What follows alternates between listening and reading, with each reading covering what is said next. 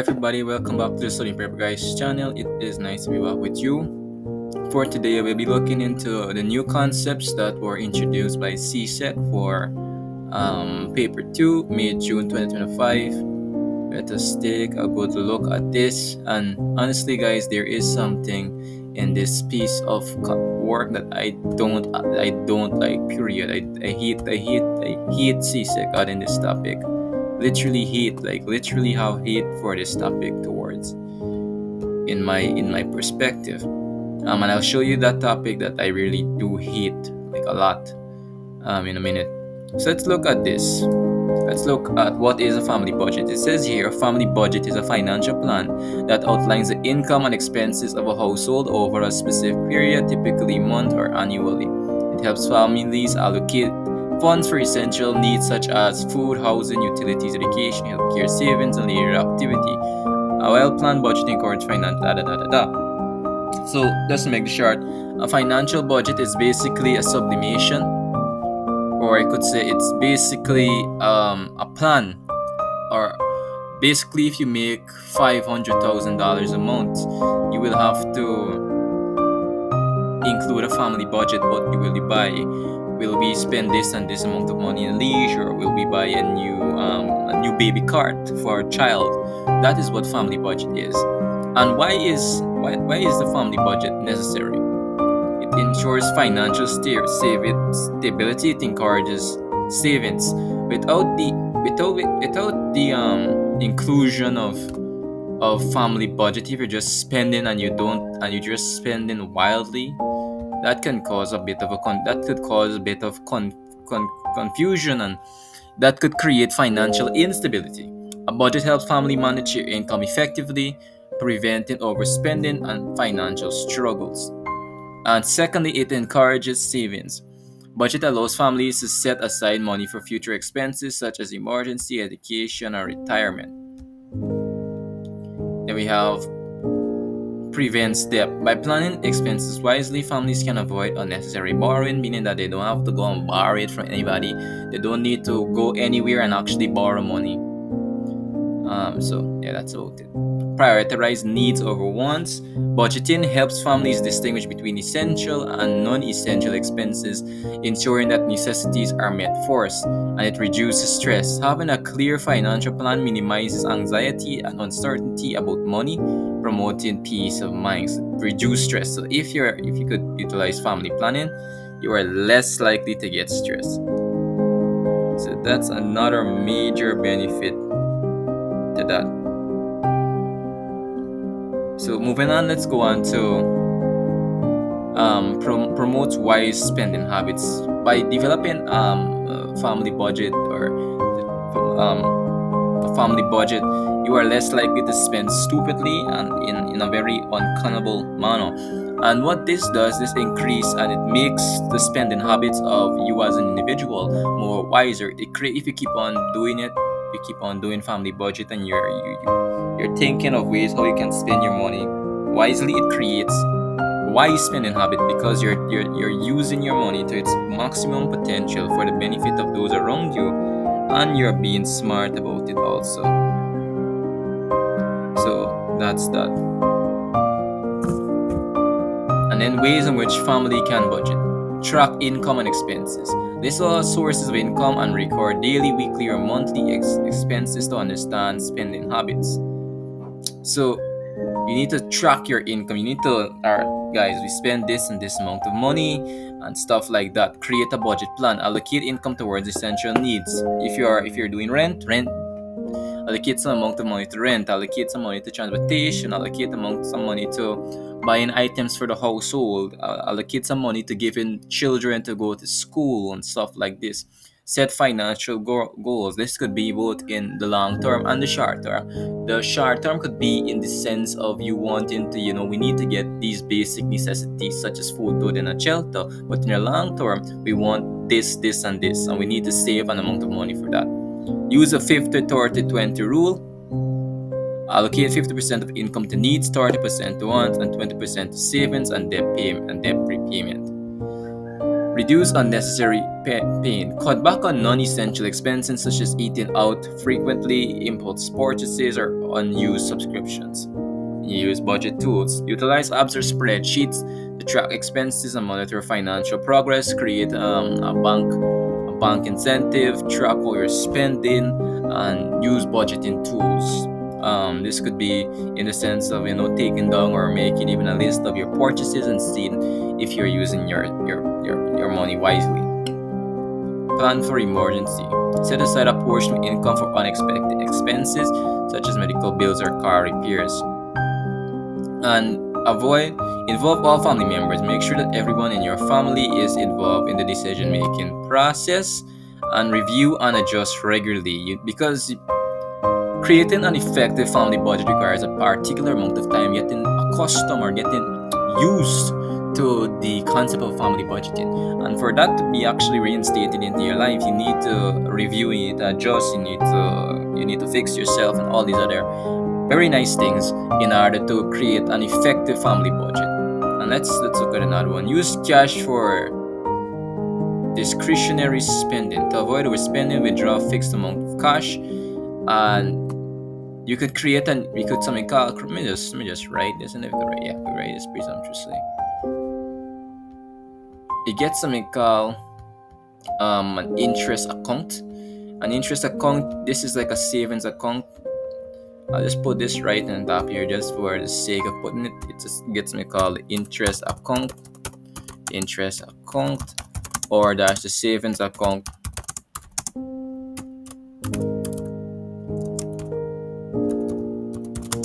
Or the savings account where you can only take out a fixed amount of income, and that will generally lead to more saving generally.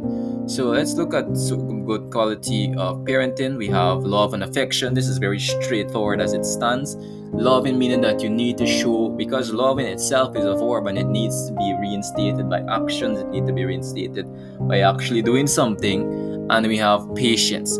You need to be very patient with your children. You need to be very understanding of them also. You need to understand that they make mistakes, that children are not perfect, and you need to guide them with calmness and understanding in order for them to learn effectively. We have good communication. You need to listen to your children. You need to communicate to them in a way that they can understand, because your children at the end of the day lead by example. Be the big boss. Be the hero that children want. May your actions be reinstated with kindness, with love, with compassion, with care, with gentleness, and all in all. Gentleness, because if you act in a very bad manner, if you act unruly, unkind, and even unsantical, that will lead to very, very bad habits that will lead to the children looking at you and because you are their role model, they will be bad in the sense if you are operating very bad. But if you operate good, if you operate kind, if you are gentle, if you're loving, if you're caring, these attributes will be passed on to your child. So you need to be a source of encouragement for your children too. In times of sophisticated difficulty, you need to take up the mantle and actually encourage and support your children, whatever endeavors that they actually have. So we have flexibility and accountability. To some extent, even as a parent, you need to be accountable.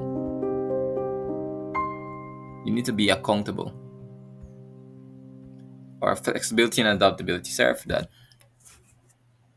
And adaptability. So adjusting parenting strategies based on your child's need, personality, and age.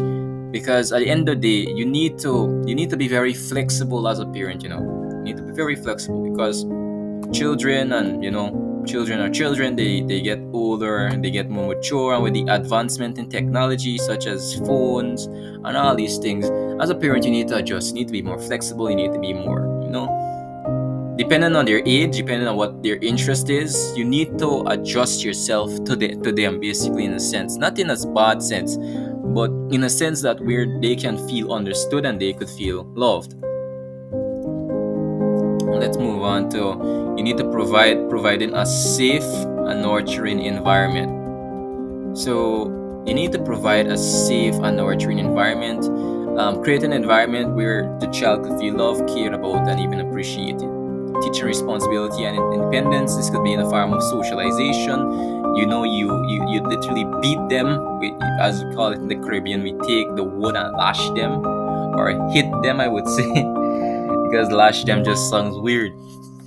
And you discipline them.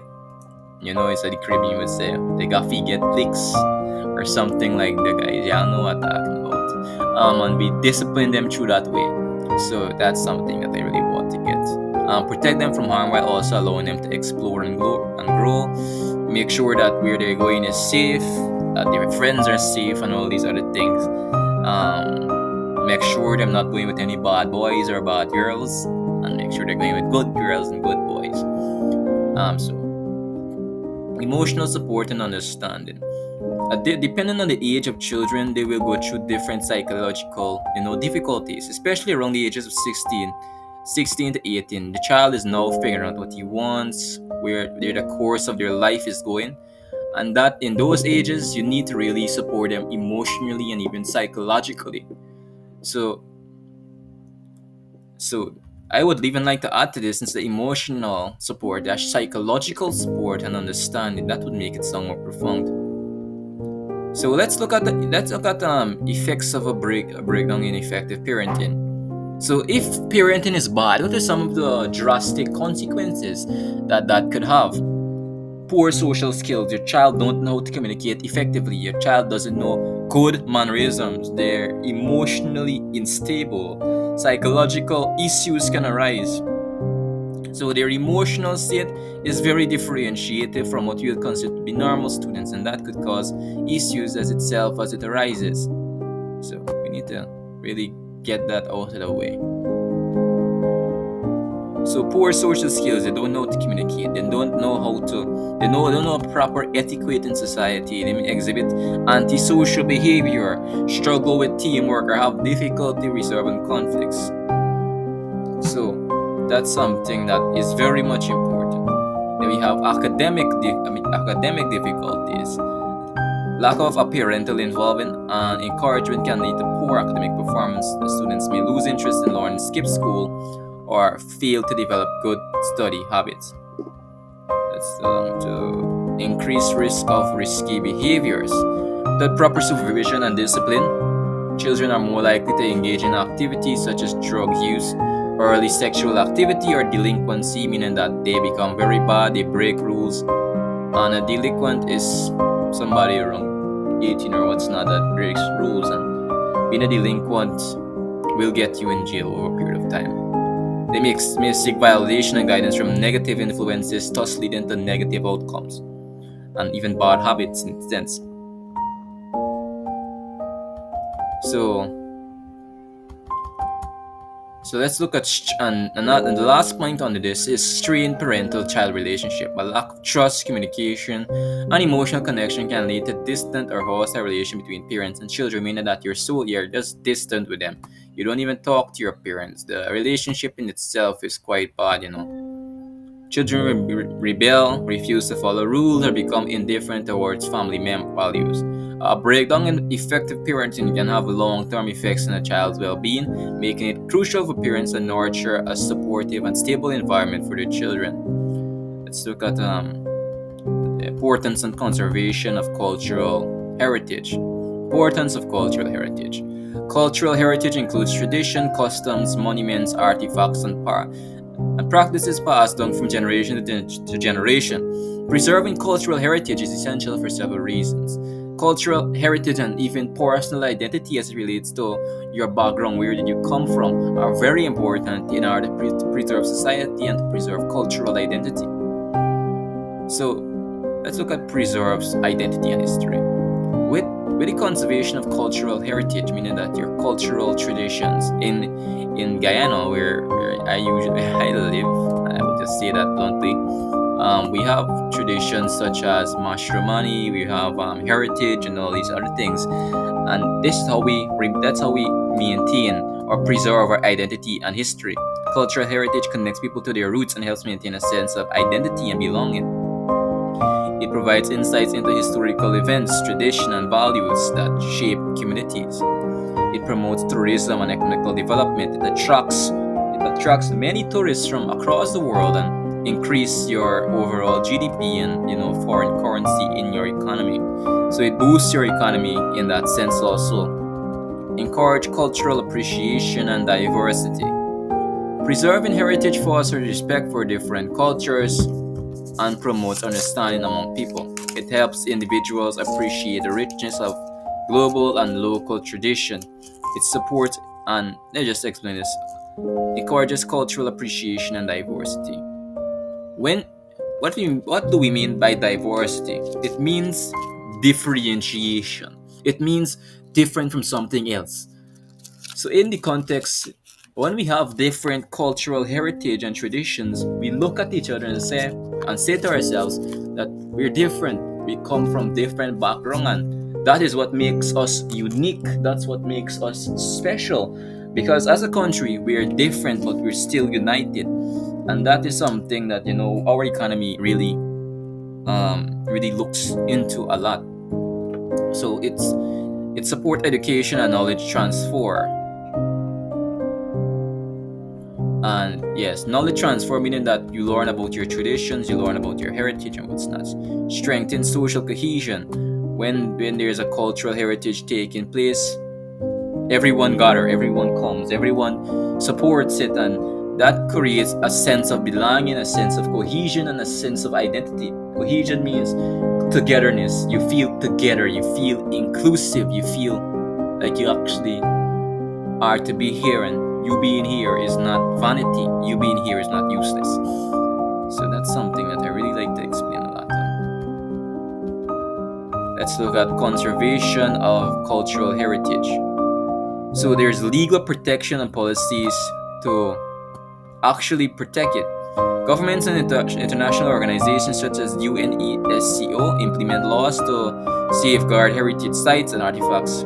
So there are laws to actually keep it in place. Education, we could actually protect it, and by teaching children the cultural heritage, the importance and the values of these heritage and these even festivals and these things like this. It teaches children and future generations to keep it up, keep up these heritage. Keep the culture alive, keep the traditions alive. That's what they're doing through education and even awareness programs. Then we have sustainable tourism practices, developing our economies, developing these states or these places where we actually keep these festivals will promote tourism practices, and with more tourism coming, we will be more willing, because at the end of the day, we're still making even a profit from these heritage and what's not. So we won't stop anytime soon. Community involvement and cultural revival. Local communities play a crucial role in maintaining traditions, oral histories, and indigenous knowledge. Supporting traditional artisans, musicians, and craftsmen help keep cultural practices alive. By valuing and protecting cultural heritage, societies ensure that future generations can continue to learn from, appreciate, and benefit from their real cultural legacy. And let us look at now what is good governance. So what is good governance? Good governance is the ability to be accountable to your citizens. Good governance is the ability to provide economical development, regional integration, and trade liberalization between other countries. These are some of the things that are essential for good governance to take place. Security to be extremely good within your country. Low crime rates and all these things are good governance. Good governance refers to effective, transparent accountability, and inclusive management of a country, organization, or institution. It ensures decisions and policies serve the best interests of the people, promoting stability, development, and fairness, and even reducing crime. So let's look at some key principles of good governance. Transparency. You need to be honest with your citizens, especially if it's a democratic country. And yes, all countries are democratic in a sense, except probably the dictatorial regimes. So decisions and policies are made openly. Information is accessible to the public. Reduces corruption and builds trust between the government and the people. You need to be accountable. You need to take accountability for any actions that are not right.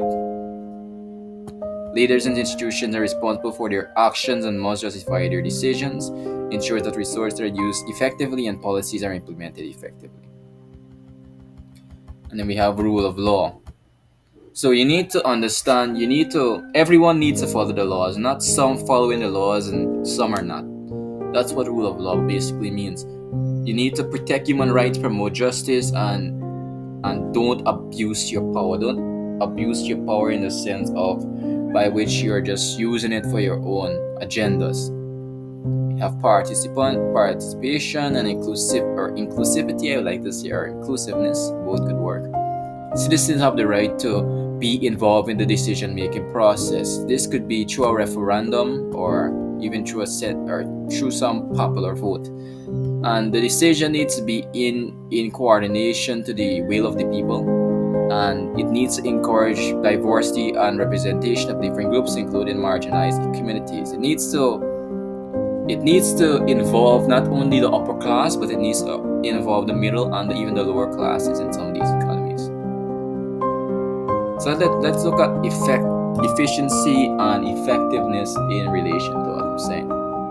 Public services and resources are managed in a way that maximizes benefits for society. So you need to be effective and you need to be efficient. In terms of development, you could, with the encompassing of regional integration and effective policies, the country will grow at an exponential rate, both effectively and efficiently. This could be done through policy changes, programs, and even construction of social communities and social institutions, and even all these other things the government could do, changing policies, lowering taxes, tax cuts to big corporations. All these things could be utilized in order to develop an economy to an exponential rate, a very effective and fast rate. So equality and fairness. So you need to create a society where anybody could grow, where even the lower class could become the upper class, and there is fairness among all personnel. You need to be responsive. Governments and institutions respond promptly to the needs and concerns of people, address social, economic, and environmental changes in a timely manner. I just like to add to this. It needs us to be responsive in accordance to, we don't even know, it's in some cases invasions of another person's territory through invasion of another country's territory through war, through these things. You need to be responsive in the sense of your military power also. That's something I like to add to that point. So importance of good governance. So good governance promotes economical development, and that says it all. If you have good policies, a good government that is transparent, that is fair, economical development will come. Economical development simply means that there is a rise and there is a reimbursement of development in the country's infrastructure, in the country's geographical structure. Employment rates are high. Everything is fine. That's what economical development means. Strengthens democracy by ensuring that governments are accountable and citizens' voices are heard. Reduces corruption. A lot of economies. I might probably get a lot of hate for this, but I'll say it anyways. Economies like Venezuela, which is not a regime, is not an economy that is fair, is not one that is does not fear in any sense. It's a dictatorial regime, and we have not seen any economical development for the past few years as it relates to that. There has only been a lot of suffering, and there has been nothing positive in relation to that. So it reduces corruption. So enhances social justice by protecting human rights and ensuring equal opportunities for all. And that's explanatory. So let's look at the relationship between government and citizens. Let's take a good look at that. So, role of government towards citizens: they are responsible for protecting citizens through the military, via the police, via all these other things, through the Air Force and all these things. They are responsible for protecting society. They are also um, another role of government towards citizens is provision of public services. This could be, social security, it could be through police, education, healthcare, infrastructure, and utilities. And that's what it's basically trying to say. They have upholding laws and justice, maintaining law and order through legal system and courts. You need to uphold law because if there is no law, the country will go down into a disarray. We have economical management, regulates trade, employment, and industry to support national economical growth. With economical management, if you have effective economical management, there will be a creation of job, and the economy will see drastic improvements and even drastic development as it relates to everything else. So we have economical management, we have representation and governmentation. Elected officials represent the interests of the people in decision making. Citizens' voices are heard through democratic processes like voting and public consultations. So representation means the will of the people. The people vote in accordance to who they want as governance. So I just like to get that out of the way. Is that now? Yes. So the role of citizens towards government. What rules do we have? We have a role of obeying laws, and this is very very explanatory. You don't need to explain that at all. Like that is just so. And participation and governance, meaning that we have the right, we have the jurisdiction to vote for whoever we want. We could vote for whoever we want, and no one could stop this, and nobody could stop us. And we could send our feedback, send our personal opinions into what should be developed, what should be implemented, and the government has a right and even have a responsibility to respond to that, paying taxes, and that is explanatory. We don't need to go about that. Respect for rights and freedoms. Citizens should respect the rights and freedoms of others while exercising their own. We should not be biased in others' religions. We should not be biased in how people have their self in society because of our traditions. We should respect everyone. National development and unity. Citizens contribute to national progress by working hard, innovating, and supporting local businesses. Promoting unity and respect for diversity strengthens social harmony and national identity. So that's very simple. So the system of government in the West Indies, the British West Indies refer to the Caribbean territories that were once British colonies. Today, most of these countries operate under a parliamentary democracy, which is based on the Westminster system inherited from Britain. This system ensures the separations of powers among the executive, legislative, and judicial branches of government. So the executive branch, and I'll just read this and you could tell me your thoughts in the comments. Executive branch, headed by the monarch of the United Kingdom, who serves as the ceremonial head of the state. The Governor General represents the monarch in independent Commonwealth Caribbean countries, example Jamaica, Barbados, before it became a republic. We have the Prime Minister as the head of government, leading the executive branch and making major policy decisions. Let's go down a bit. The cabinet, made up of ministers from the ruling political party, assist in governing the country. We have the legislative branch. The parliamentary consists of two houses. The House of Representatives, or the lower house, members are elected by the people in general elections. The Senate, we have the upper house. Members are appointed by the Governor General on the advice of Prime Minister and leader of the opposition. Parliament is responsible for making and passing laws. We have the judicial branch. The judiciary is independent from the executive and legislative branches. Courts interpret and apply the law, ensuring justice and protecting citizens' rights. We have the CCJ, the Caribbean Court of Justice, serves as the final appellate court for some countries, while others still use the Privy Council in the UK as their highest court. You have political system and elections. Most British West Indian countries have a two-party system. but other parties may also exist.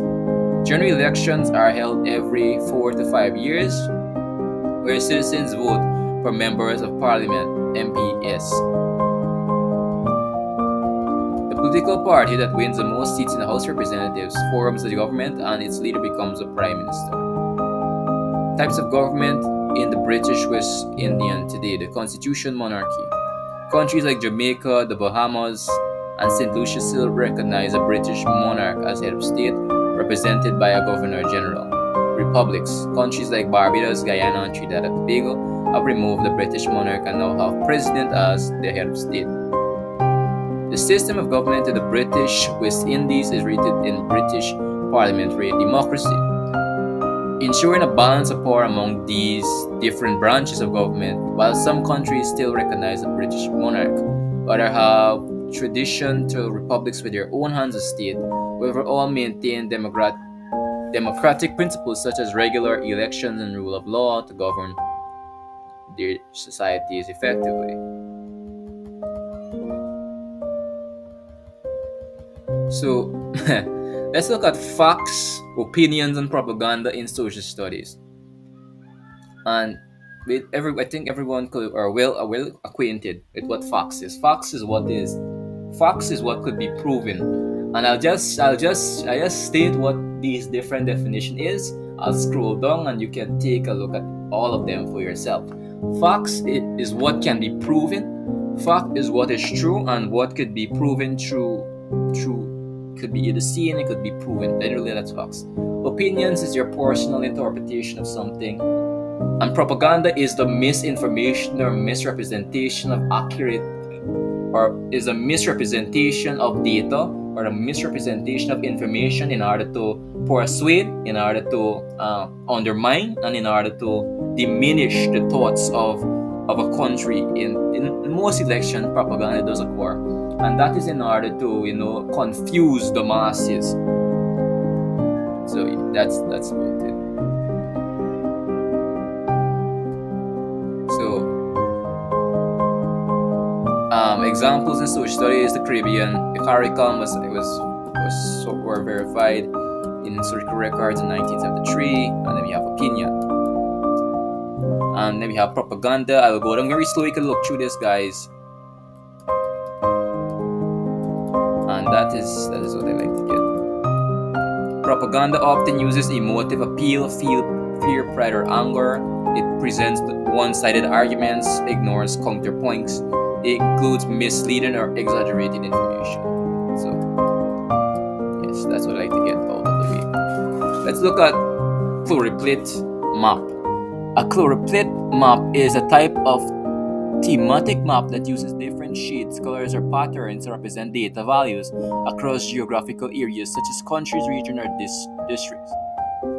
The intensity of the color typically corresponds to the magnitude of the variable being measured. Characteristics of a choropleth map: uses shade or color gradients to represent statistical data.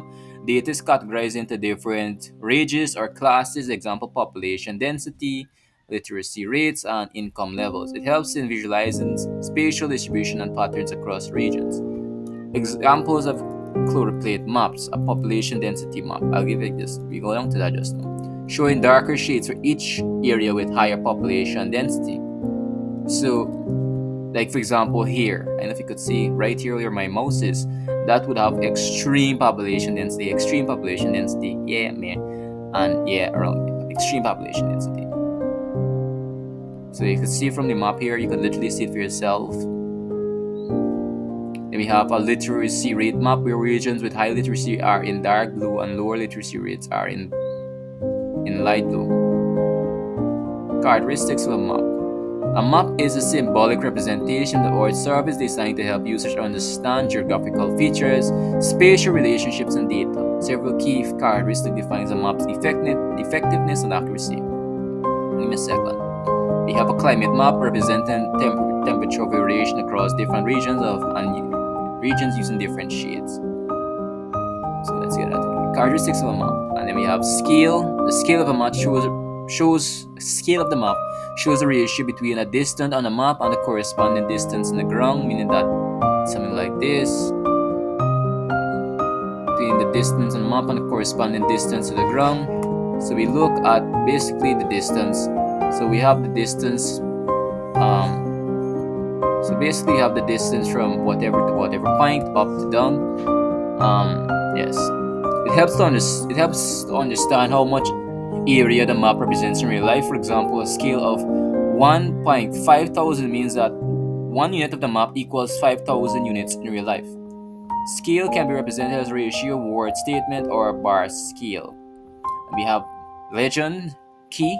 The legend explains the symbols, colors, and lines used in the map, and it helps the reader interpret what each symbol or color represents, such as road, rivers, etc. Monuments are political boundaries. Without a clear legend, the map would be hard to read and understand. You have title. The title of a map indicates what the map represents, such as the world population density or the topographical map of Jamaica. It provides context and basically gives you a general understanding of what you're looking at. Basically, you have orientation, compass rose. The orientation tells the reader the direction of the map. Then you have a compass rose is often used showing cardinal direction north, east, west, and south, knowing that where it actually is on real life, with north typically at the top of the map. Some maps also include a directional arrow or a grid system to show orientation. We have projection. Map projection refers to the method used to represent the Earth's curved surface on a flat map. Since Earth is spherical, projections can distort shape, area, distance, or direction. Common projections include the Mercator, Robinson, and Molly-Witch projections. Understanding that the projection is important for interpreting map data correctly or even accurately. So we have the grid system. Maps often use a grid system of lines, longitude, and latitude to pinpoint location. Latitude lines run parallel to the equator, and longitude lines run from the North Pole to the South Pole. The grid helps locate precise positions on the map. We have accuracy. A map should accurately represent the geographical features it is meant to depict. Accurately depend on the scale, projection, and data sources used in the creation of a map. Maps can range from highly detailed, such as a city map, to general representatives or general representations like world maps. Boundaries. Maps often display political boundaries such as countries, states, and cities. These boundaries help distinguish two different administration regions and what's not. Symbols and curves. Symbols and colors. Symbols are used to represent physical features, rivers, roads, or buildings, or abstract concepts, population density, rainfall. Colors on a map help distinguish between the types of information like elevation, example brown or green for mountain or land, use blue for water boundaries. We have 10, data representation. Let's look at that. Maps often depict thematic data such as population, density, climate zone, or natural resources. The data is typically represented using color gradients, symbols, or shaded patterns. So we have a dot map. And after this, we'll be moving on to my hated subject or the hated topic that I literally don't like what Csec added recently. Honestly, Csec, I would say that I don't like it, honestly, guys. I don't. It's such a bad idea. It's such a bad idea. I just be honest, guys, the LGBTQ is not an innovative idea. It should not be put to such a state. It should not be elevated to such a state. A dot map, also known as a dot distribution map, is a type of thematic map used to represent the spatial distribution of a particular feature or phenomenon by placing dots in the map. Each dot typically represents a sort of quantity or unit of the feature being mapped, such as population, occurrences of diseases, or location of resources. Let's look at the key characteristics of map. Representation of quantity. Each dot represents a set of quantity or unit of data. For example, one dot might represent 1,000 people or one factory or one incident of a certain event. You have geographical distribution. Dots are placed in their respective locations according to where the phenomenon occurs or is distributed geographically. This helps to visually show how features are spread over a given area. Then see density visualization. The concentration of dots in a specific area can help visualize patterns of density. Areas with many dots indicate a higher concentration of feature being mapped, while areas with few or no dots basically show lower concentrations. You have clarity and simplicity. Dots maps are simple to understand and can be very effective in showing features without overwhelming anyone else. It's very simplistic. Let's move on. Let's go to the other one. So this is an example of a dot map. You could take a look. Yes. Alright guys, let's look at different grouping territories within the Caribbean. The Caribbean can be grouped into different territories based on different criteria such as political status, geography, and historical context. Below are the key ways in which territories within the Caribbean are grouped. We have political groups. We have Caribbean consists of territories that are independent nations, as well as territories that are deficient dependencies of other countries, particularly European nations. So, independent countries. These countries have full sovereignty and control over their political and economical affairs. Examples: Jamaica, Barbados, Trinidad and Tobago, Barbados, Haiti, Dominica, Republic, Cuba, etc. We have dependent countries. These territories are typically associated with foreign countries, typically European nations, and may not have full sovereignties. British overseas territories, example Cayman Islands, Bermuda, Montserrat, but not French overseas territories, example Guadeloupe, Martinique, Saint. I never tried to. I'm not trying to produce. I'm not trying to actually say that. Dutch territories, example Aruba, Curacao, Saint Martin. We have U.S. territories, Puerto Rico, U.S. Virgin Islands, and what's not. And then we have geographical groupings. The Caribbean can be divided into several geographical subregions based on the island's location and proximity to each other. We have the Greater Antilles, a large group of larger islands in the Caribbean, including the major islands of Cuba, Jamaica, Hispaniola, Haiti and the Dominican Republic, and Puerto Rico. Key countries: Cuba, Jamaica, Haiti, Dominican Republic, Puerto Rico. U.S. territory. Lesser Antilles, a chain of smaller islands stretching from the southeast of the Greater Antilles towards the coast of South America. The subregion is further divided into the Windward Islands, example St. Lucia, St. Vincent and the Grenadines, Grenada, Dominica. Lesser, so there's the Greater Antilles and there's Lesser Antilles. Lesser Leeward Island, example Antigua and Barbuda, St. Kitts and Nevis, St. Martin. We have Anguilla. We have the Southern Caribbean, example Trinidad and Tobago, and then we have Aruta, Curacao, and Bonaire. I pronounced that, guys. We have Bahamas, a group of over 700 islands and cays located north of Cuba and east of Florida, forming an archipelago in the Atlantic Ocean. Key countries: Bahamas.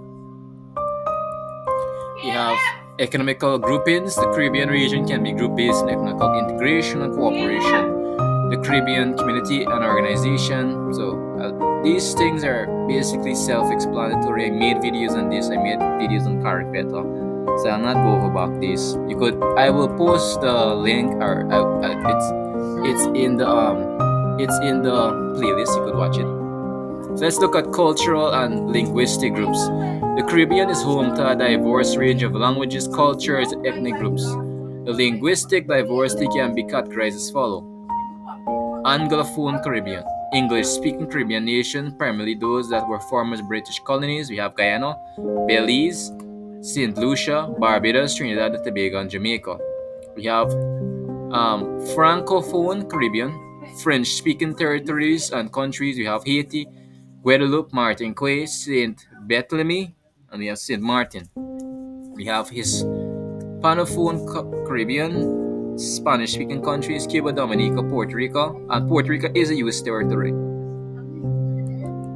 You have Dutch Caribbean. Dutch-speaking Caribbean countries often referred to as the Dutch Caribbean. Examples: Aruba, Curaçao, Saint Martin, Bonaire, Saba, and Saint Estuatus.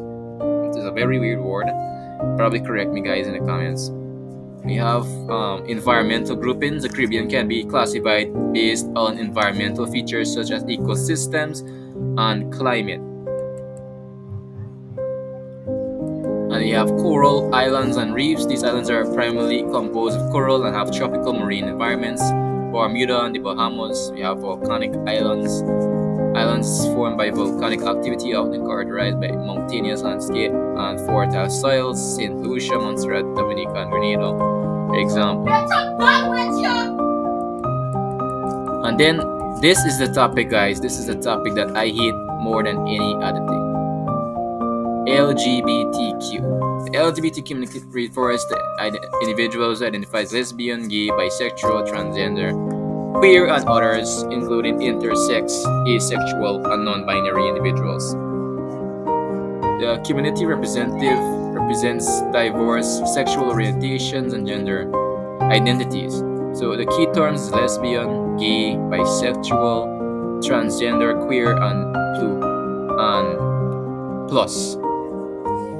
Lesbian, a woman who's attracted to other woman. Gay, a person, usually a man who's attracted to people of the same gender. Bisexual, a person attracted to both men and woman. Transgender, a person whose gender identify differs from the sex assigned at birth. Queer, a broad term for people who do not conform to traditional gender roles or sexual orientation. You have the plus, includes other identities such as intersex, born with both male and female characteristics. Asexual, experience little or no sexual attraction, and non-binary, does not fit within the traditional male-female categories. So LGBTQ plus rights and social issues. LGBTQ plus individuals have the right to equality, freedom from discrimination, and legal protection. Legal recognition. Some countries recognize same-sex marriage, gender identity changes, and anti-discrimination laws. Social challenges. LGBTQ plus people often face discrimination, stigma, and violence due to their identity. And honestly, guys, I don't feel comfortable teaching this topic, but Csec is Csec. You have acceptance and inclusion. Many movements and organizations advocate for equal rights, mental health support, and social inclusion of LGBTQ plus community. And as of recently, everyone in the US with DEI, diversity, equity, and inclusion. DEI, I just like to think that term.